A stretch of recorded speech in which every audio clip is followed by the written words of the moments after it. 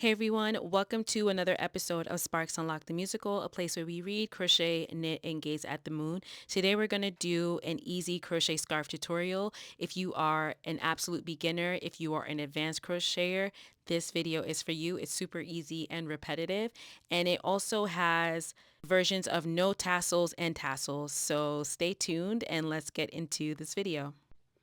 The materials you're going to need for this tutorial are 1 to 2 skeins of yarn. I'm using Bernat in the color forest green.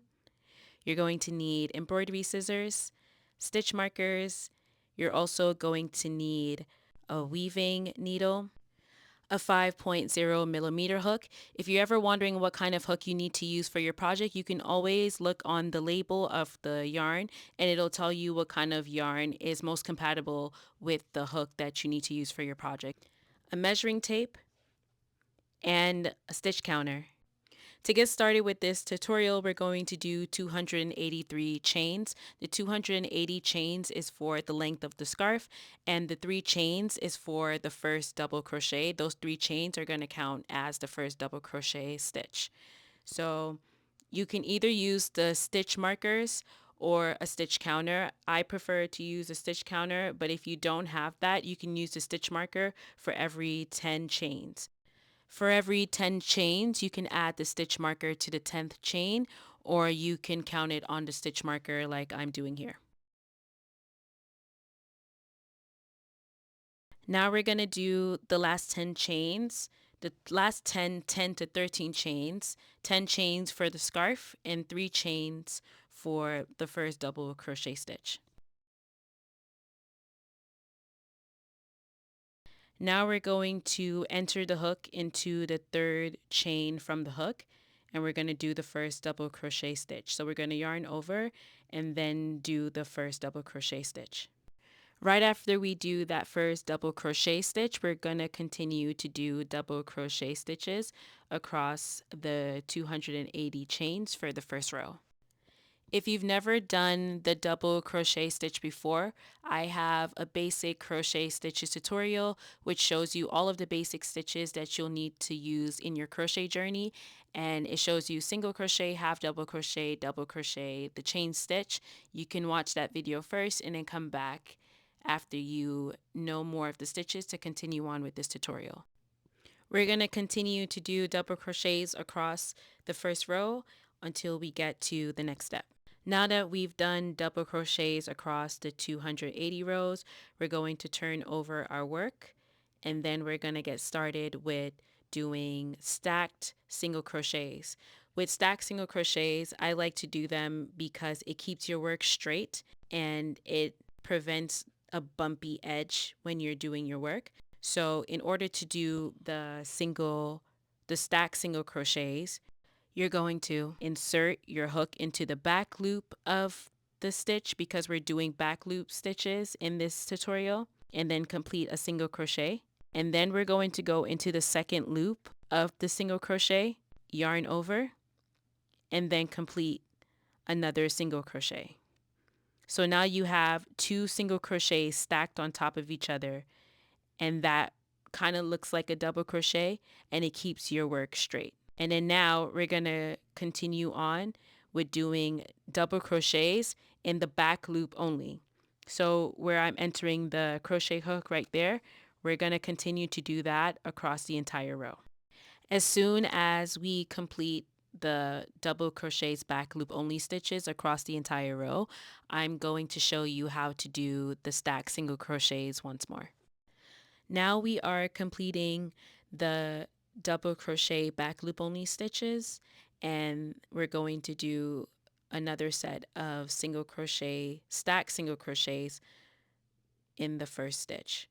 And that's what we're going to continue to do. Start the row off with a stack single crochet and then continue on with double crochet back loop only. So now we're going to turn over our work, enter your hook into the back loop of the stitch, and then we're going to do a single crochet.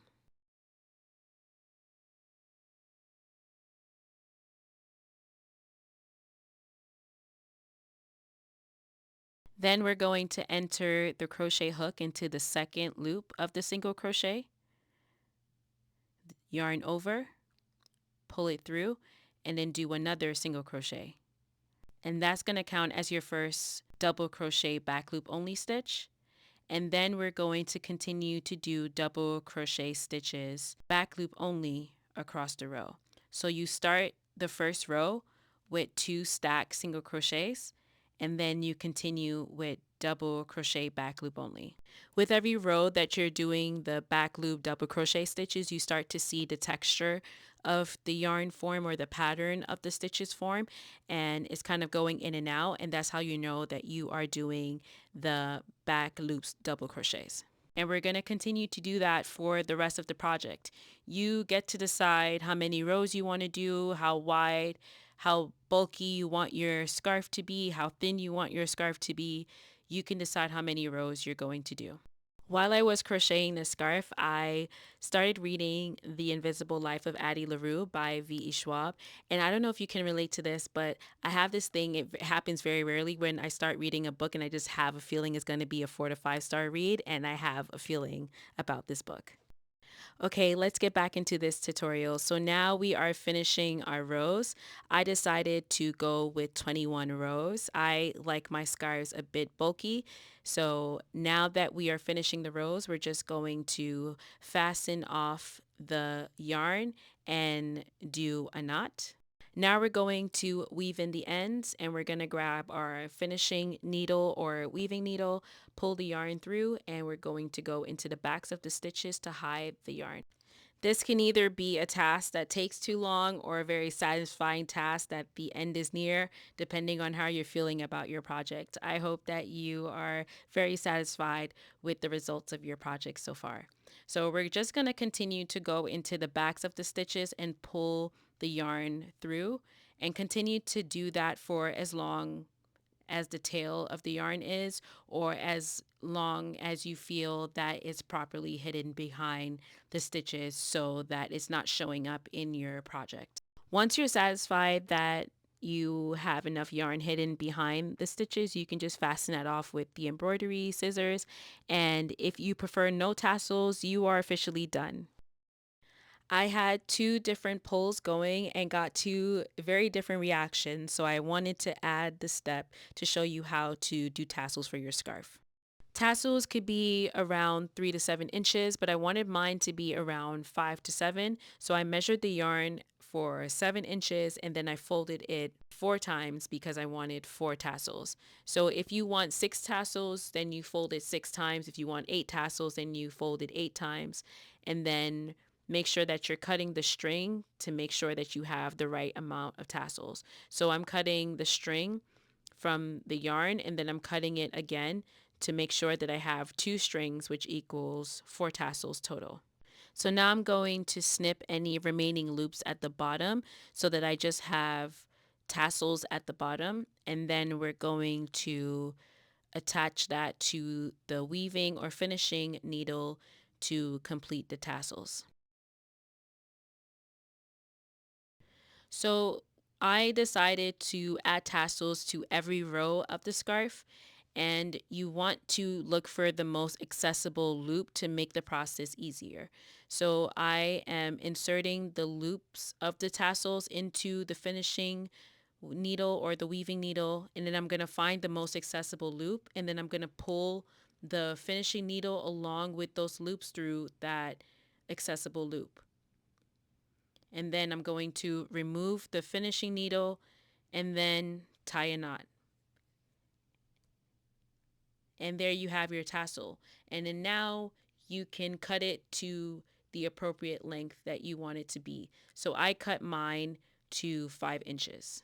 With each completed tassel, I will cut it at 5 inches so that all of the tassels are at the same length. So we're going to complete this process again.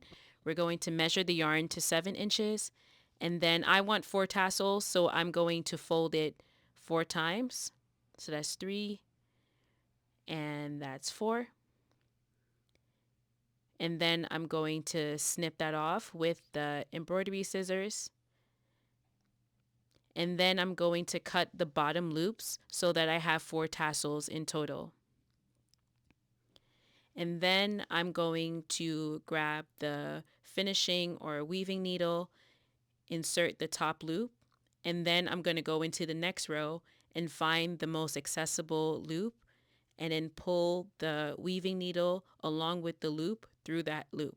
I also want to add here that we're going through the back of the scarf to complete the tassels. Remove the weaving needle, finish it off with a knot, and then since I want 5 inches, I'm going to cut and make it equal with the first set of tassels. So that's how you add tassels to your crochet scarf if that's what you prefer for your scarf. And there you have it, your crochet scarf for the fall and winter seasons. If you enjoyed this tutorial, I also have a free pattern that you can check out in the description box below so you can use the tutorial and the pattern to make your scarf. Thank you all for watching. I'll see you in the next one. Good day or good night.